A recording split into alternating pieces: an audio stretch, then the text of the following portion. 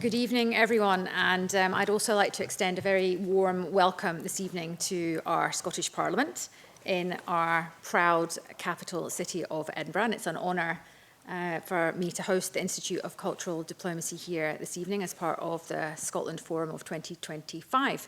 My colleague Michelle Thompson and I were warmly welcomed by the Institute at one of its previous international conferences just 2 years ago in 2023. And I recall, I'm sure Michelle will remember this as well, how interested Mark and many of his colleagues were in Scotland. And so it's my pleasure to reciprocate and welcome him and the rest of the team to Scotland and to our national parliament this evening. So as parliamentarians, we have the honour to work with colleagues in civil society, both at home and across other democracies, and to help to really shape the societies that we live in and to uphold the structures on which democracy depends. And in this historic city of Edinburgh, renowned for the Enlightenment, for learning and for debate, and also, I think, in Scotland, an outward-looking spirit, we bring this proud legacy to this gathering this evening.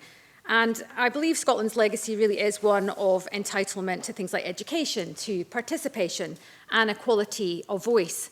And that legacy really lives on today.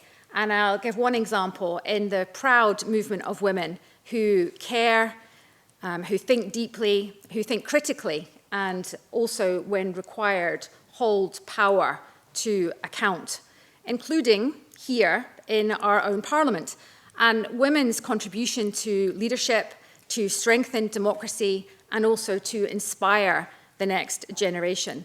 And I think that really reminds us that equality must really be lived, not just promised. And I think that is the purpose of the Scotland Forum of 2025. Because, as we all know, women in the world, in different countries, still face barriers to their contributions and even to their fundamental human rights to participate, for instance, in education and even to speak freely. And this is an abhorrent breach of women's human rights. And I believe it does create waves of consequences, both for individuals, but also to societies as well. Here in Scotland, 34 women wrote a book documenting 5 years of struggle for women's rights from the unique perspective of individuals and also shared experiences of challenging their own government. I'm proud to be one of the authors of The Woman Who Wouldn't Wish, and I believe that there is another author here this evening. I think I saw Joanna. Yes, I see Joanna there as well. And wished is a Scots word, and it means to be silenced or to be quiet. So I believe we shouldn't wish. We should never be told to be quiet, because we need women's contributions. We need their voices, we need to hear them.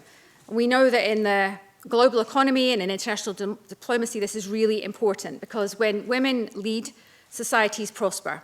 When women are empowered, economies grow. And when women sit at the table, diplomacy is stronger and peace endured. But we're not here just to restate what we know, we're here to act. And so WG10 is about moving beyond advocacy to finding solutions, to building alliances, and to turning dialogue into lasting partnerships. So the networks that we can create here in Edinburgh, we can carry forward, hopefully back into the lives that we've left behind briefly. Activities led by the Institute are contributing to the development of cultural diplomacy in ways that help shape our world with empathy, with cooperation, and mutual respect that can hopefully transcend our political and our cultural divides. So, on behalf of Scotland, thank you for your commitment, your expertise, and your vision. Welcome again to Edinburgh and to WG10. I wish you all the success for the future, and I look forward very much to our informed contributions this evening. And I'll now hand over to Mark Donfried. Thank you.